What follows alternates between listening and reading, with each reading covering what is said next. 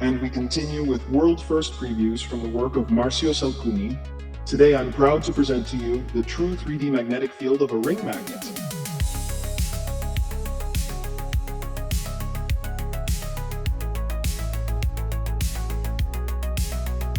Not what you expected, right?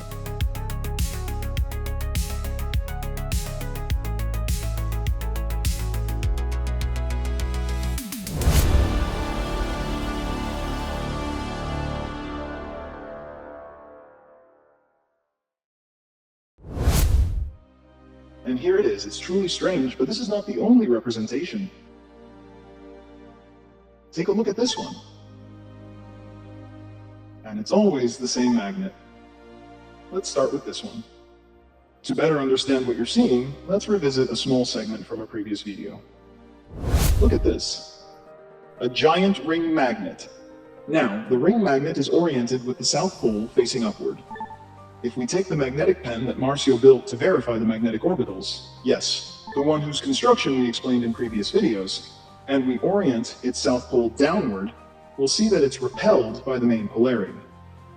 But if we flip the pen so that the north pole points downward, there will obviously be attraction to the main polarity, but only up to a certain point, because something strange and unexpected happens right after that. If we move the pen vertically, from right to left across the center of the ring, the inner magnets shift in an incredibly controlled way, as if they were drawing the dome of the inverted internal polarity detected by the sensor. And this, my dear humans, is the true central cross-section of a ring magnet's magnetic field, revealed for the very first time using Marsio Salcuni's method.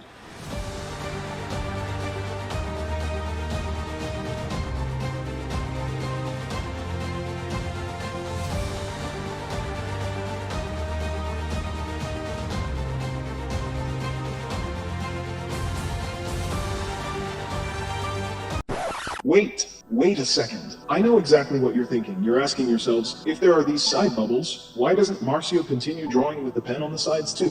And here's why. Look, this is the live reconstruction of the figure we just saw.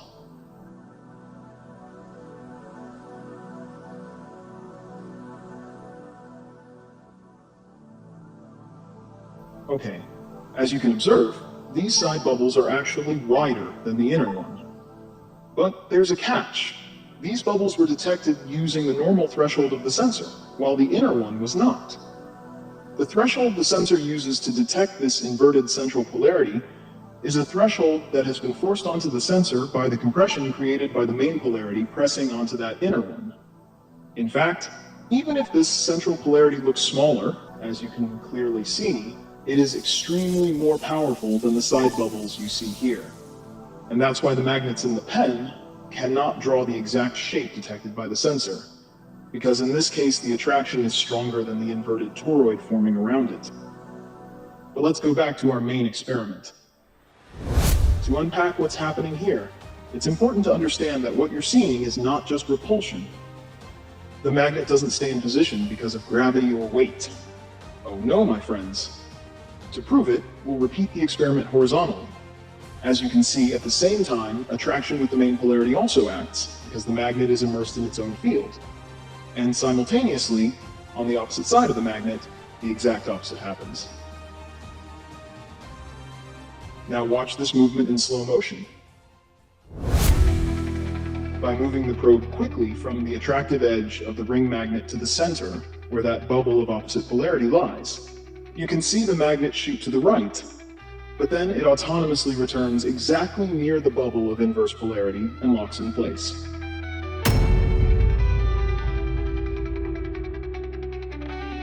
In practice, 4 or more simultaneous interactions force the magnet into stable positions at different heights, as long as the interaction happens at the same measurement angle and under a constraint. This is why it makes sense to call this type of condition locked, a simple name to summarize a complex geometric equilibrium in which attraction and repulsion balance in a precise, constrained way. And if you want to dive deeper into this locked interaction, I recommend watching this video right here, where we compare it to the directionality of molecular bonds in the macroscopic world. Truly fascinating stuff. If the 3D reconstruction of the Halbach array from the previous video was the most difficult one Marsio ever made, this one was definitely the most uncomfortable. Because as you can imagine, he had to use the plane he built for his magnetic CT scans, upside down, and break the measurements into multiple segments, assembling them only afterward. Needless to say, it took a lot of time.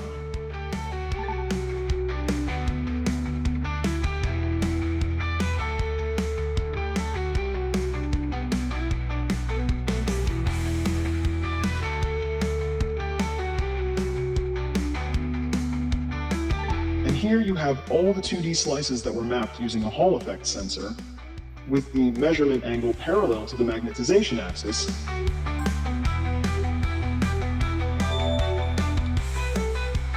at different distances from the magnet, and then assembled into a 3D representation.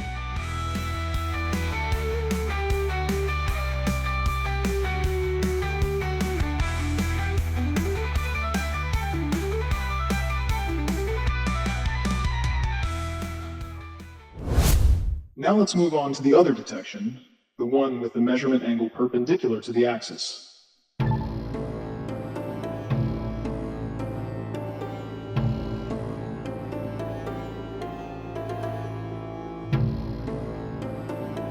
As you can see, everything changes. But pay attention. These polarity bubbles are the actual interactions that occur between magnets in this case as well. Look, if the sensor tells us that here there will be repulsion, that's exactly what will happen when we bring another magnet close.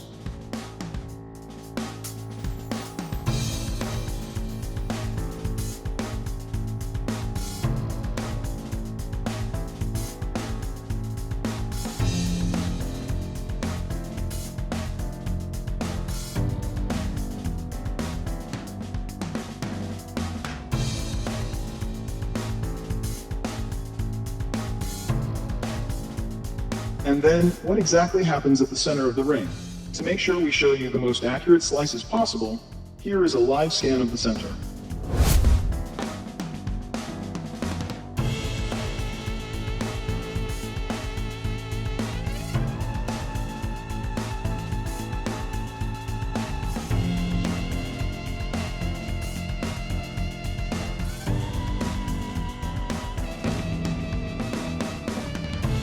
With vertical measurements, two domes appear, but still a single type of global interaction. Now look at it with perpendicular measurement.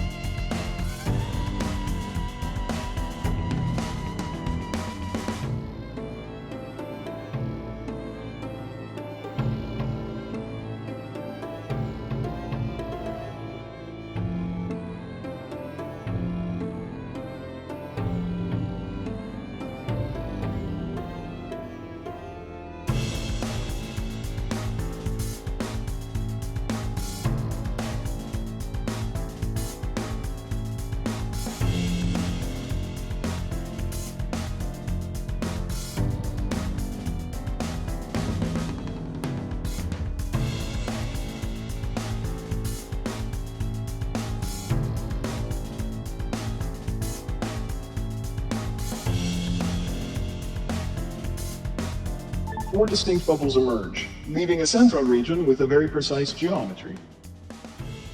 Pretty cool, right?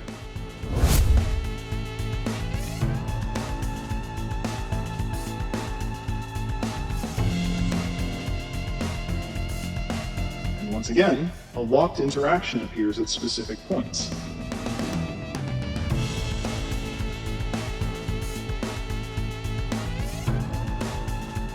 Let's take a look at this motion in slow motion.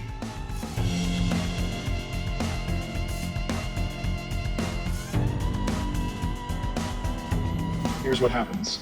Once the repulsive region is overcome, the probe magnets are pushed sideways, but thanks to the central attractive interaction, they are pulled back near the boundary of the bubbles. And the truly mind-blowing part is this. From now on, we don't even need to test these interactions anymore. Knowing these geometries is enough to predict everything in advance. And here as well, you can see all the 2D slices captured at different distances.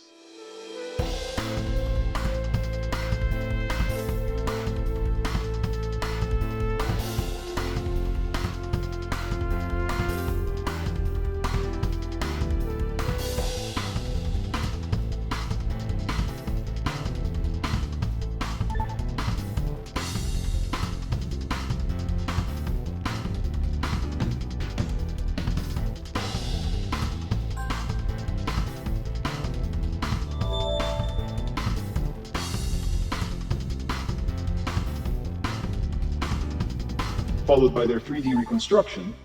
But the truth is, we could keep mapping hundreds of them.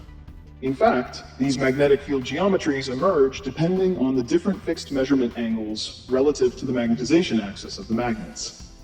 And this is precisely the key behind Marsio Salcuni's discovery, which you can explore in full detail in the research Magnetic Orbitals, released in open access on Zenodo, link in the description. In simple terms, Marsio found a way to materialize, so to speak, spherical harmonics in our macroscopic world through the magnetic field of simple magnets, by developing a method which, as you've seen, works like a form of magnetic tomography. If you want to learn more, you'll find a comprehensive overview of his discovery in this video, also linked in the description.